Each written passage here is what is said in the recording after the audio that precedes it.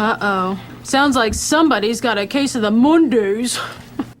I think every work meeting should start out like this. Hey, we're all gonna die, and none of this really matters. So let's keep that in mind before anybody gets too worked up in here, just to kind of set the tone. I know things have been tough lately, but remember, no pain, no gain. So what am I gaining? Trauma. Oh. And a great sense of humor. Oh. About your trauma. Oh. For all the non-white people who are appropriating white culture, please stop. It's culturally insensitive when you try to copy our bland food and act like it's yours. Casseroles and mayonnaise shaped our history and our figures in ways you don't understand. So I'm asking you to please stay in your lane and go back to seasoning your food. I just walked through the doors of this store. I'm gonna stand right here and plan my next move. Oh, I see that there's a car behind me in this parking lot. I'm just going to keep walking right in the middle of the driving area. Oops, I'm in the dentist waiting room and I'm getting a phone call. Better put this one on speakerphone. Well, I'm all done with that now. Oh, it's my turn to order after spending over 20 minutes in line? Gosh, I have no idea.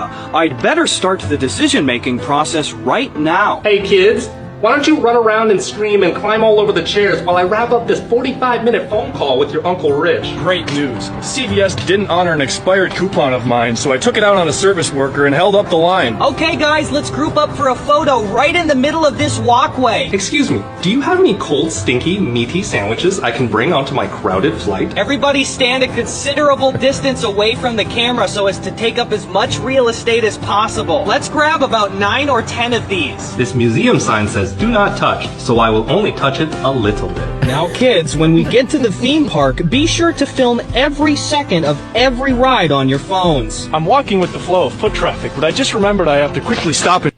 Well, now we look at our 10-day forecast. It's looking a little bit like those Dallas Cowboys is peaking in the 90s. I have the best idea ever. We should stop this pregame and go to bars. That sounds fun. There's not going to be an hour-long line, right? No. So it's got to be free to get in there. No. Are we going to do anything but talk to the people we came with? No. But we'll be able to hear our friends, though. Nuh-uh. So the music is better than what we're listening to here? No. Okay. But there won't be another line inside the bar to go, like, upstairs, right? No. Does the bar have better drinks than the pregame? Nope. Are the drinks at least cheap? Negative. Okay, but there isn't a chance at the end of the night a group of random guys are going to try to fight us. No.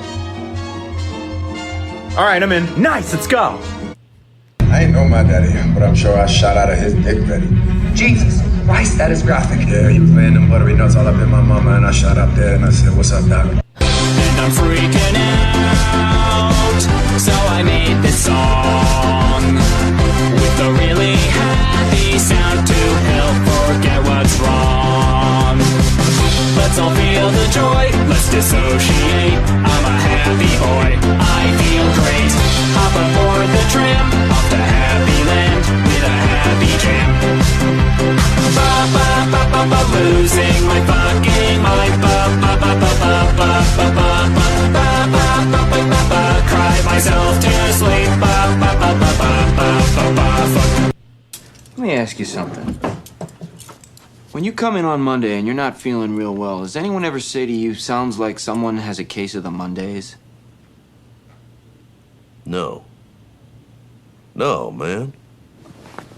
Shit, no, man. I believe you get your ass kicked saying something like that, man.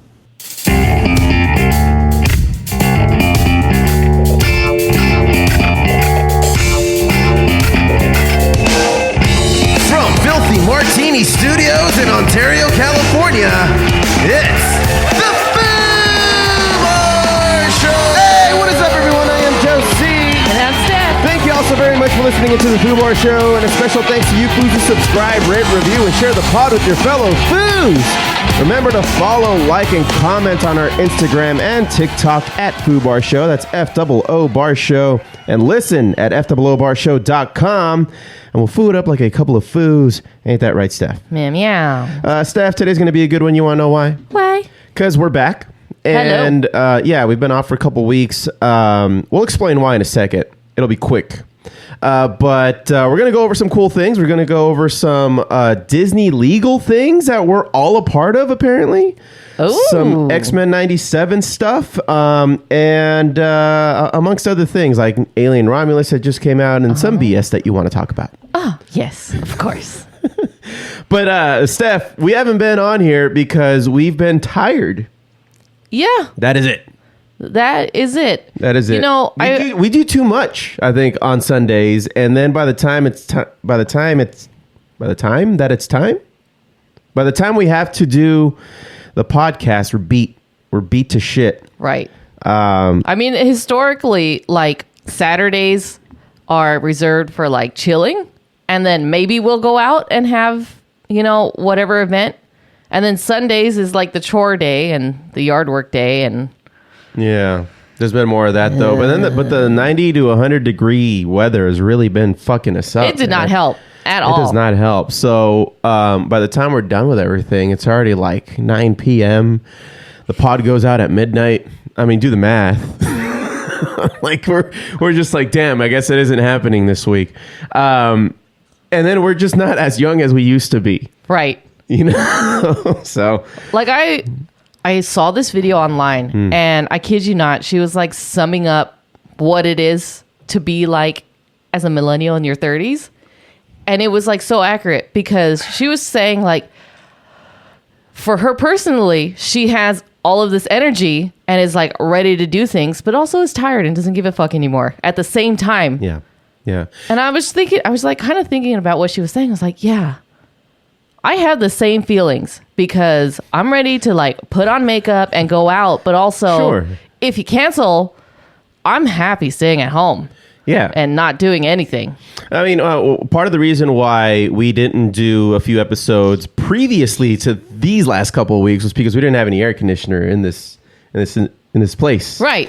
And now that I have air conditioning in this place, it's just like I want to stay home and enjoy my air conditioning that I have installed in this place. I don't want to do anything. I don't want to do anything.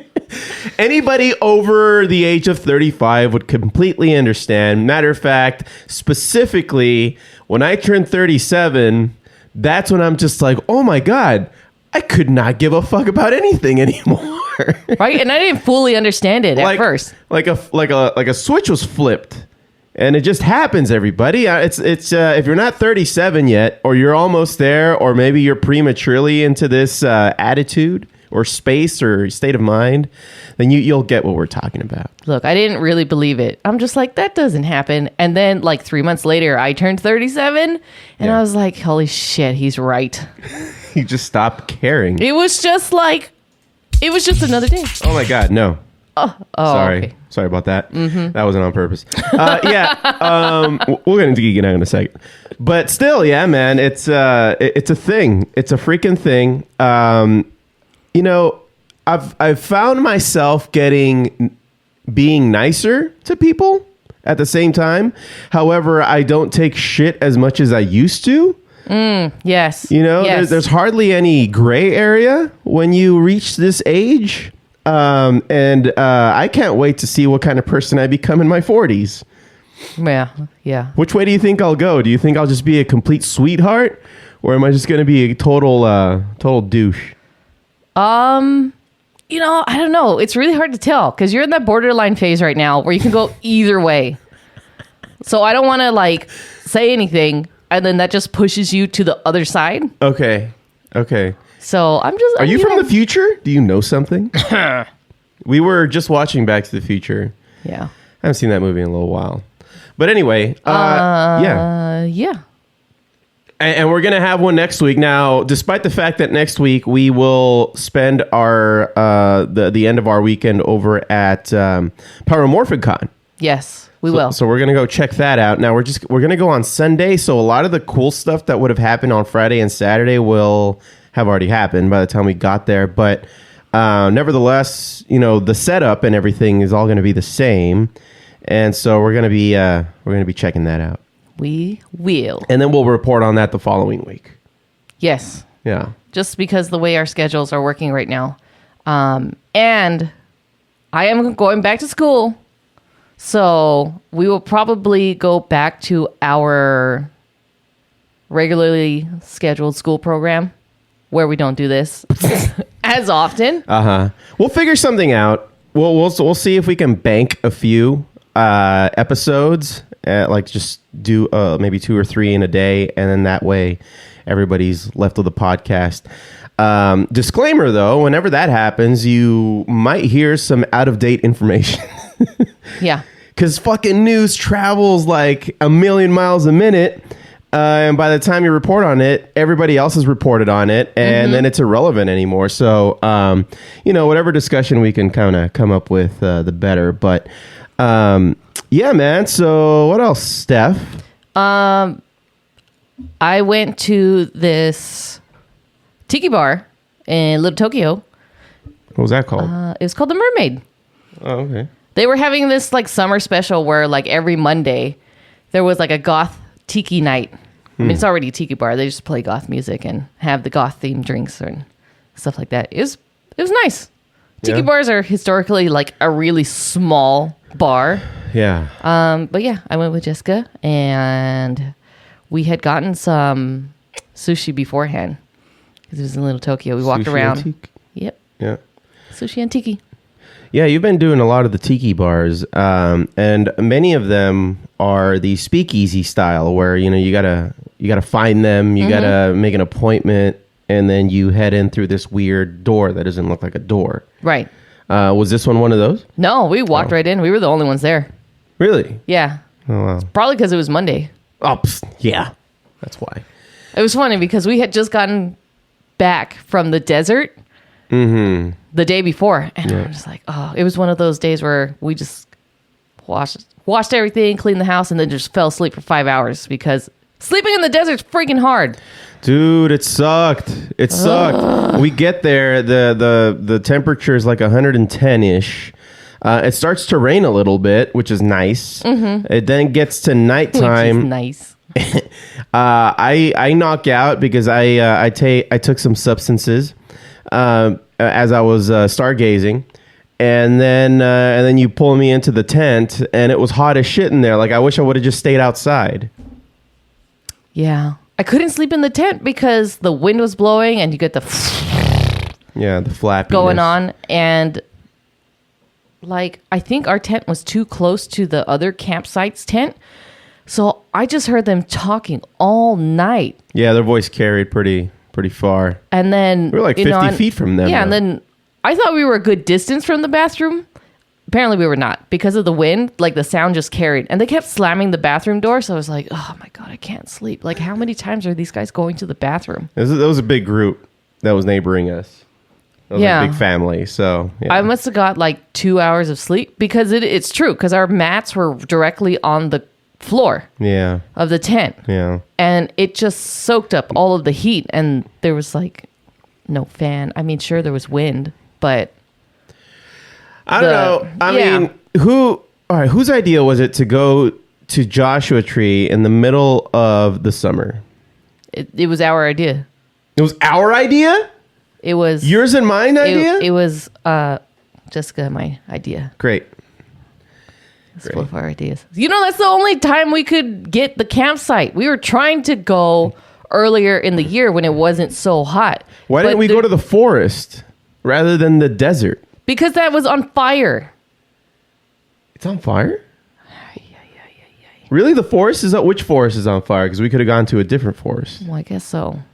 Like Big Bear was on fire? Wasn't it? I don't know. There was You're the one who brought it up. Well, shit. I know there was a couple of fires around us. I think there was one somewhere, not the Angeles Forest. That was the one that we went to a few years ago. Yeah. But we wanted to do the desert. All right. Yeah. Let's not do that again. How about that? How about we do it like in a cooler climate? Yeah, like in the winter. I know that we went because we wanted to go see the shooting stars, the meteor shower. Yeah, the Perseid meteor shower. But Jesus Christ. I know. Anyway, so that's why we didn't do last week's, because we were tired of shit. But yeah, man. So we got some things, like I said at the top of the show, to talk about. You want to just get into it, Steph? Yeah.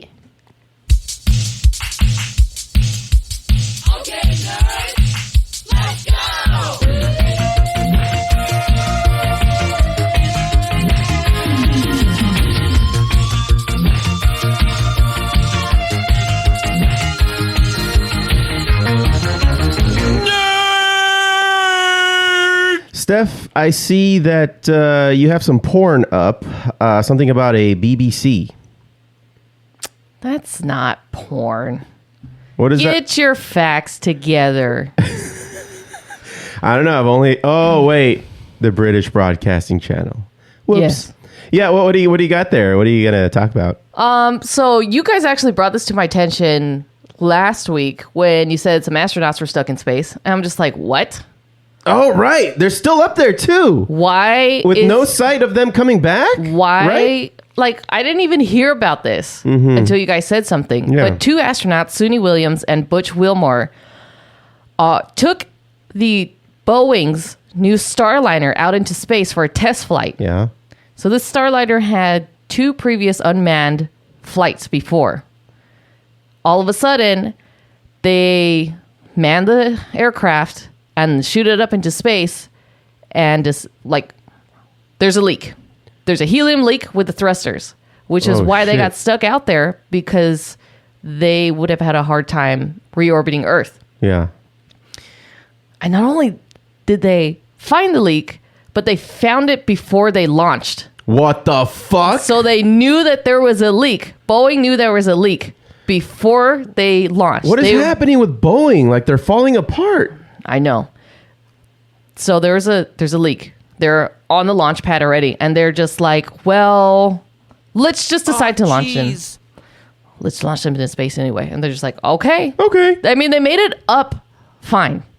Yeah. They did whatever it was they were supposed to do, but it's just the return was going to be compromised, and it was. So the 2 astronauts had a dock with the ISS, and so they're up there on the ISS, Okay. safe and sound, but they can't stay up there for that long because they didn't expect 2 astronauts to be up there. Right, with food and stuff and so water. so the next mission up to the ISS is in February. However, SpaceX wants to rescue them. Okay. There's not a decision on what NASA wants to do right now. Well, I mean, there's obviously no urgency, considering it says here on your screen they're in no danger right now. It looks like they have enough for now. For now. But they're going to run out. Yes. They're going to run out. So... What do you think they're doing up there? Like, they didn't go up there with a task. No, they're making them do some stuff, though. They're not saying in detail. Yeah, okay. But apparently, if SpaceX rescues them, it's going to look super bad for Boeing. So they don't, they haven't made the decision. Too late for Boeing. Like, they've been fucking up for the last year. Right. Especially with, all these allegations of people coming forward with actual, airplanes, these commercial airplanes just falling apart. And then the whistleblowers somehow dying every time, they speak up. Yeah. That's, that isn't shady. I mean, SpaceX, they've got Elon, and that's not great, but, at least they're trying to figure shit out. Right. And they do a lot of testing. They do. They do. Because they have a lot of stakeholders that put in money. Yeah. I'm sure Boeing does too, but goddamn, why would you find the leak and then still send them up into space? So they're trying to figure it out right now. On top of that, other than the astronauts who are safe and sound, they're gonna decide whether or not they're gonna pick them up earlier than expected. Mm-hmm. They're safe in the ISS. The ISS, however, that program is ending. Yeah, that's right. I read about that. Another few years, right? So it was planned to end in 2030. Okay. The ISS has been up since 1998. Okay. I thought it was up longer than that, but apparently not. No, and they've been building it. Yeah. It wasn't as large as it is right now. They've been adding to it throughout the years. I think they said something like 27 missions to get it to the scale that it's at now. But each attachment was for a particular scientific purpose. And looks like have collected all the data that they've been wanting to collect out of this. And so they don't really need it anymore. which sucks. But I know, because I mean, it's kind of it's a human freaking marvel that we have something up there like that right now. Yeah, and to collab with other nations. Yeah, that's not an easy thing. No, it's not. Yeah. So a big reason, other than the program itself coming to completion, is that it's losing its orbit. Yeah. So the Earth is actually slowly pulling it closer. Yep. And instead of NASA just pushing it further out, they're going to make plans to deorbit it. That's such a cute name for, let's let it crash into the fucking planet. For a crash landing, we'll just call it a deorbit. Yeah, a deorbit. So they're not sure if they want to take it apart and deorbit certain sections or just keep it as a whole and then splash it into the ocean. But the reason why they're not putting it into a higher orbit is because their thrusters are not powerful enough. And in order for them to push it back into orbit, they would have to create something that they would have to launch back up there. Yeah. And the cost is not... I mean, they're going to deorbit it anyway. Yeah. After a certain period of time. So they don't want to put the money into it. Yeah. And so I read that they're going to deorbit it somewhere in the South Pacific, like by South America somewhere. Oh. So, yeah, I don't know exactly where because they're not sure where. Yeah. Yeah. Which ocean? I don't know. And I don't know. I'm sure there's going to be some artifacts that they're going to take from it so that they can put it in museums and stuff like that. Can you imagine? Like, there's movies that have been made about the ISS, which are now going to be irrelevant for future generations. They're going to be like, what is that? What are they in? Jason X? Right. Was that not in the ISS? Was it? I don't know. He was in space, was he not? I never saw that movie. Oh. So I have no idea what you're talking about. Christ. Yeah, Jason was up there. He was killing people. Okay. He went to space. That doesn't make any sense. It didn't have to. It was Jason X. And then there was that movie, the something strain, the Andromeda strain or something like that, it kind of took place in the ISS, or part of it did. Anyway, we're not going to have an ISS after what year now? 2030? 2030. Now, for those freaking out and saying, oh, well, so much for space exploration, I don't think that that's the case here. I think they're just going to redirect funding for what they were using on the ISS to actually begin creating a freaking moon base.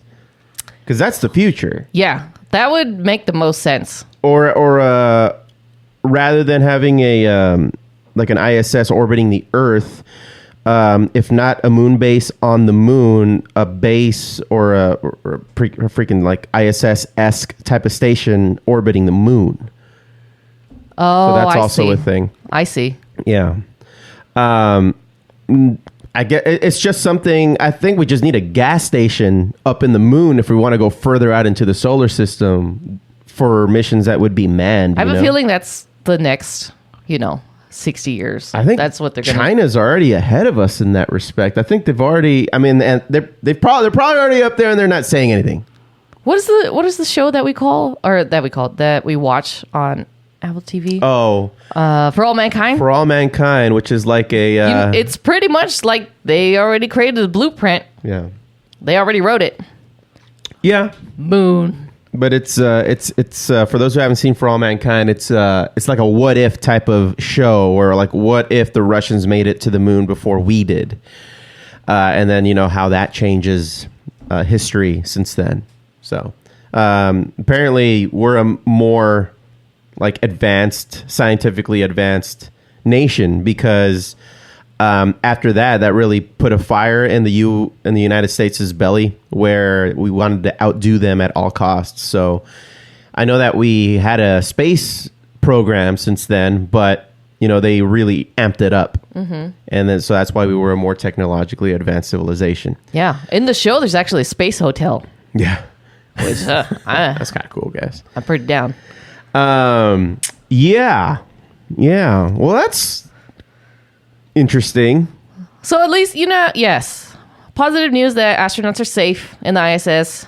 Downside is the ISS program is closing within the next 6 years. Huh. All right. Right? It's only 6 years. It's only 6 years away, yeah. Yeah, it's almost 2030. Are you like me and maybe some of our other listeners who, like, 10 years ago, it feels like it was just 1990? Like, when you think about 10 years ago, you still think about, like, 1990? Yeah. Yes. Like, it's still the year, like, 2000, 2001, like, 9/11 just barely happened. The year 2000. Oh, fuck. Okay, well, my turn, Steph. Speaking of space... I like how you said that. You're just like as if in real life you just push my head out of the way. My turn. My turn. Speaking about space, you know that new Alien Romulus movie just came out. Yes. We haven't seen it. I am very interested, yet I haven't really been reading up on it until today. So just to kind of give people a sense of where this movie ties into all the other Alien movies, like Alien and Prometheus and things like that. There's not going to be any particular spoilers here, but when Alien Romulus begins, this is from Nerdist, we see a space probe that has discovered the remains of the Nostromo, which is the mining vessel destroyed at the end of the original Alien movie. And this movie, Romulus, takes place about 17 years after the events of the film. So if you remember, before fleeing, Ripley, the main character there, blasted the xenomorph out of the airlock. And apparently it survived in space with no nutrients by going into a cocoon mode. So that's what kind of makes it the perfect organism. Like, it just survives. And that same xenomorph was discovered near the remains of the Nostromo, and it's brought back to a space station named the Renaissance, in orbit of that ringed planet Jackson Star. This takes us to the year 2142, 20 years after the events of Alien. Holy shit. So I got to imagine that this movie is really similar to Alien, about the Nostromo, like discovering, where the eggs are and things like that, but rather they're bringing in this cocooned xenomorph. Apparently they want to study it, particularly like the blood that destroys, kind of like an acid. Yeah. So they capture that, but then the xenomorph apparently gets loose and shit goes down. So that's what this movie's about. Sounds exciting. It sounds like it. That seems very similar to like the evolution of the xenomorph in Prometheus, because they just kept evolving to adapt to their situation. And so we never really thought about like what comes after like the xenomorph, right? Yeah. Because we don't know really much about their lifespan. True. And so, yeah, that's, I want to see it. We talked about it on the way back from dinner yesterday. By the way, everybody, we went to Medieval Times. Yes. For those who aren't in the Southern California area, Medieval Times it's in Buena Park by Knott's Berry Farm, another theme park around here. But it's a dinner and tournament show where you're watching like knights battle each other in jousting while you have these foods that were around back in the medieval times. No cutlery, no silverware. You eat with your hands. It's pretty dope. And I was pissing you off the whole time by... Oh my God. By going, hey, look, it's one of those medieval taco stands. Oh, right. Hey, look, a medieval policeman. I was just saying how everything was medieval just to piss you off, and that was successful. But you know they have other locations other than California. I discovered that on the when they give you like this crown, like a cardboard crown that you wear, and inside of it there was like all the other locations. Apparently the closest one to us besides Buena Park was Scottsdale, Arizona. Yeah. So I kind of want to go check that one. It's probably the same shit, huh? Yeah. Yeah, it's probably the same thing. Yeah. But yeah, they're like all throughout the dinner and a tournament. I know. We were on the blue team. Oh man, our blue knight was... He was kicking ass. He was. Until he didn't. I think, I was pissed. That shit was fixed. Man, I thought we were the good guys the entire time. Yeah. No. Plot twist. Plot twist. Woo! It's crazy. Crazy. Anyway, speaking of theme parks, Steph, have you heard about this new Disney death lawsuit that apparently... What happened? involves like all of us. What happened? So there's a wrongful death lawsuit against Walt Disney Parks and Resorts, and it's serving as a reminder to consumers of the importance of reading the fine print when signing up for a streaming service or a smartphone app. So I got this from the Associated Press, where the lawsuit was filed by a family of a New York woman who died after eating at a restaurant in Disney Springs, which is an outdoor dining, shopping, entertainment complex in Florida owned by Disney. Disney is arguing that the lawsuit should be dropped because the plaintiff, the woman's husband, once signed up for a trial subscription of the Disney Plus streaming service.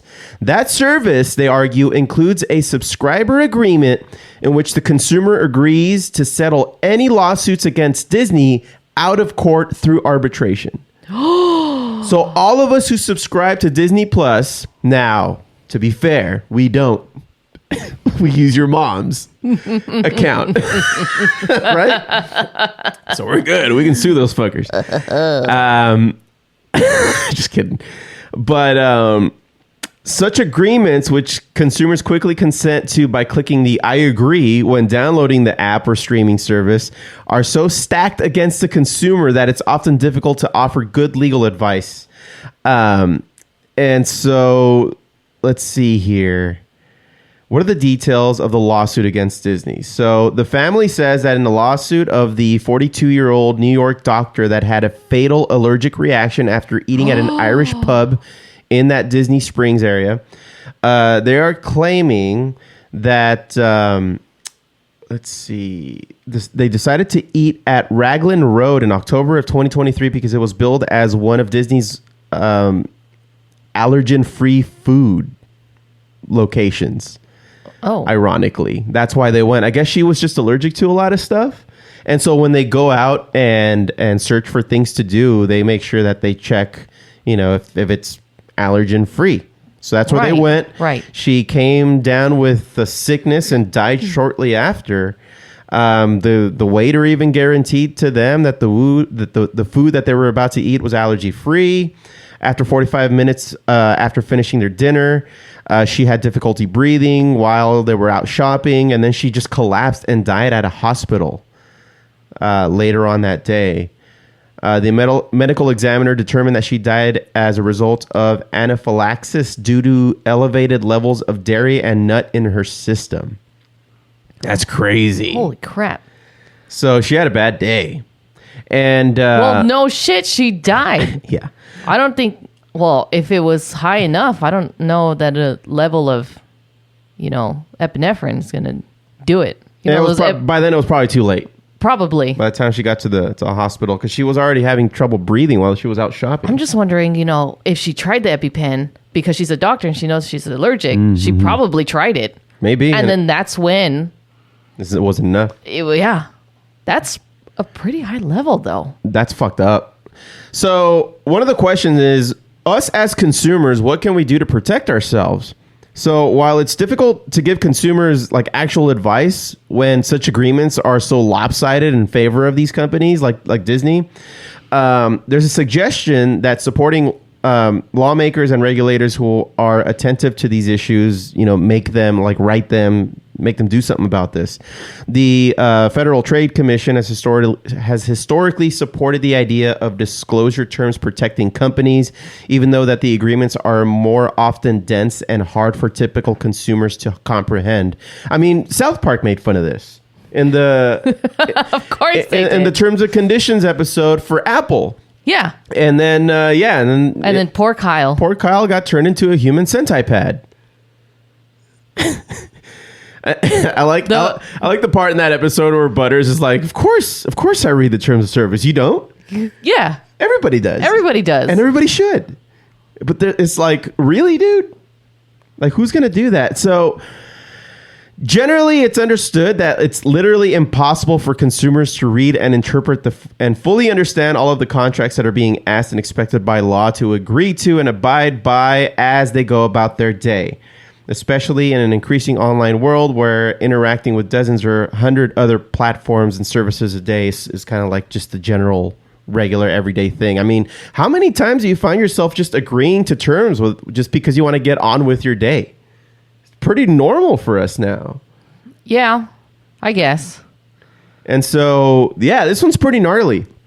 And so, like, I mean, could there be an argument to take this to the Supreme Court? I mean, it's in black and white. Like, it's right there. It's in the agreement. Like, you got to take it to arbitration, and then Disney probably is just going to pay them off. You know what is going to happen? Or it's probably not going to happen because people don't want to do this. But I feel like with any of those major companies, they might have to put a quiz at the end. And until they pass the quiz, they can't move on. Wow. Like, did you really read the terms of agreement? Yeah. Because I know it's like that for school now. So, for example, I have to read the syllabus, and there's a syllabus quiz before the first day of school. Oh, so you understand what's in the syllabus. Are you sure? Because I put it in the syllabus, and you took the quiz, and you passed it. So now you're arguing with me?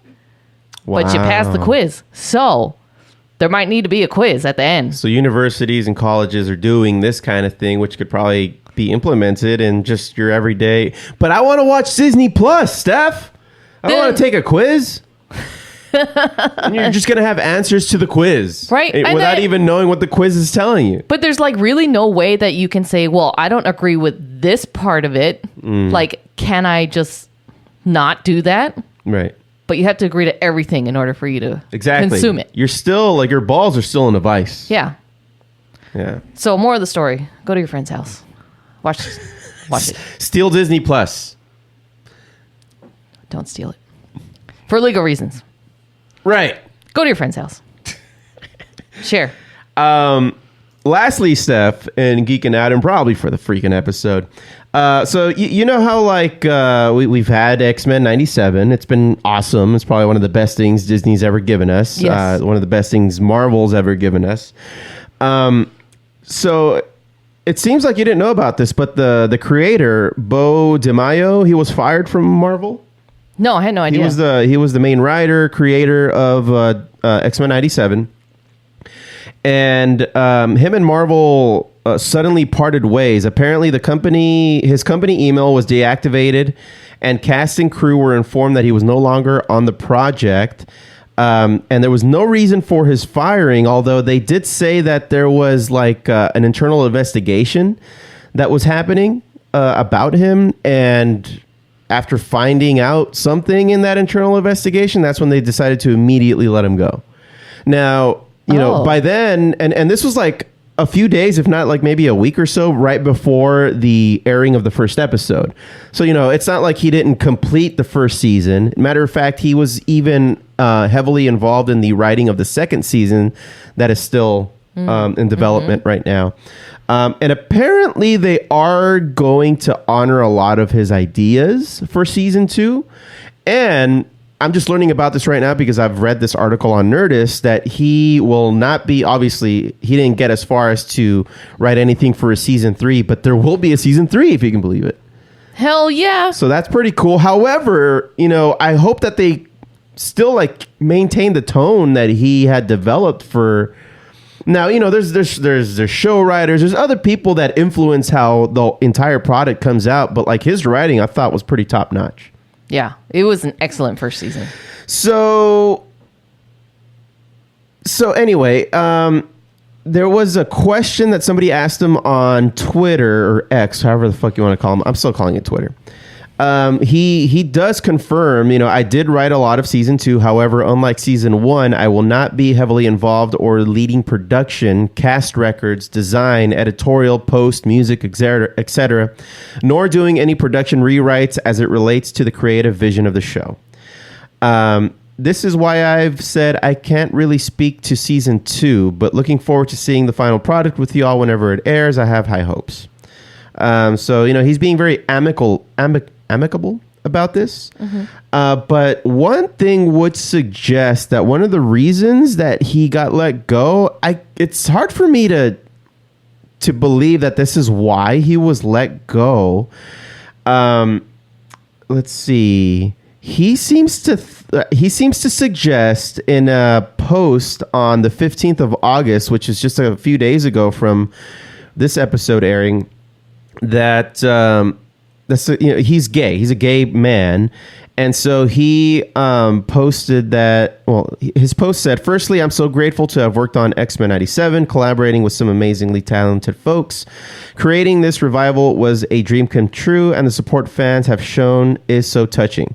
However, I felt it pressing for me to speak up in the wake of leaving the show.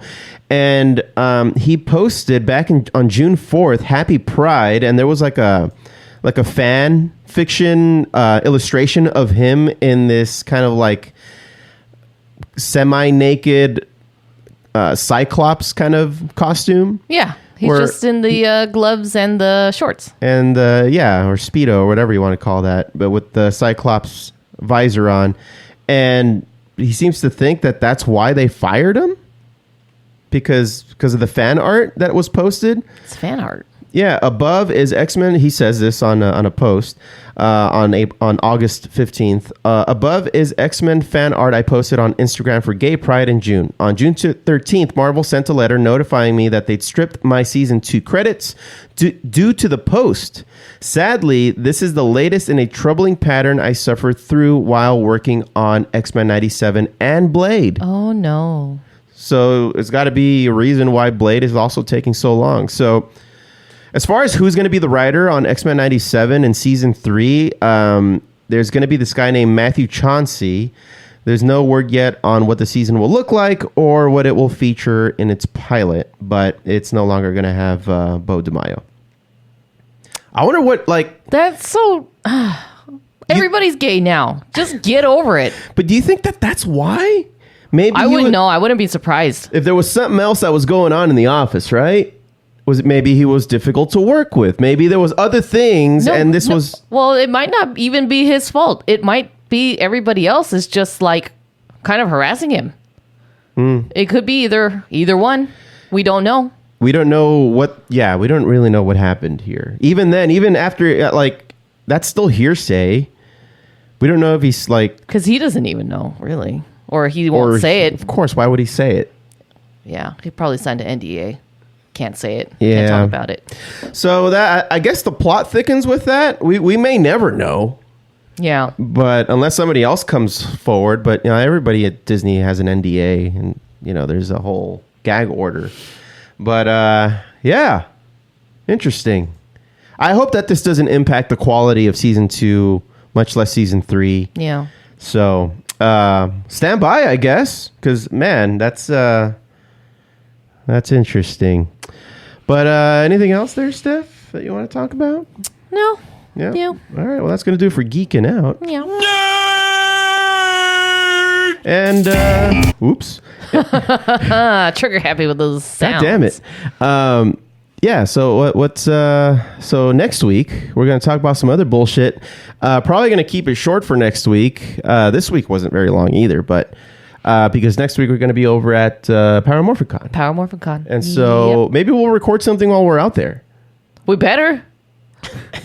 So the quality... That's part of being... the thing about having doing... a press pass. Yeah, well, the thing about doing these on-location recordings is that the quality of the audio always suffers. So I always want to like bring it back into the studio and then we talk about it then. Yeah. But, you know, with the crowd behind you, you really kind of get a sense of the excitement of the location that we're doing the on-location reporting from. Yeah. Maybe we just need better on-location equipment. We do. So if anybody would like to donate... Yeah, we'll take it. But anyway, you good there, Steph? I'm good. All right. Well, thank you all so very much for listening into the Foo Bar Show, and a special thanks to you Foos who subscribe, rate, review, and share the pod with your fellow Foos. Remember to follow, like, and comment on our Instagram and TikTok at Foo Bar Show. That's FOO Bar Show. And listen at FOOBarshow.com, and we'll foo it up like a couple of Foos.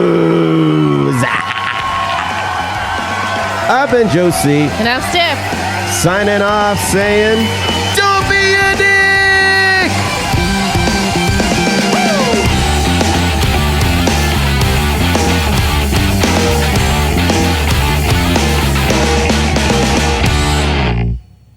Fuck, man. Thank you guys. How you feel? Oh no! Is there anything I can do? Can I try again? You know what? I'll ask you a question. If you can answer this one right, I'll let you pass. Okay, thank you. Alright, listen, listen carefully. Alright. There's an old man and there's a young kid at the light. So what do you hear first? The old man, suppose, because the young kid has the whole life. No. You hit the brakes.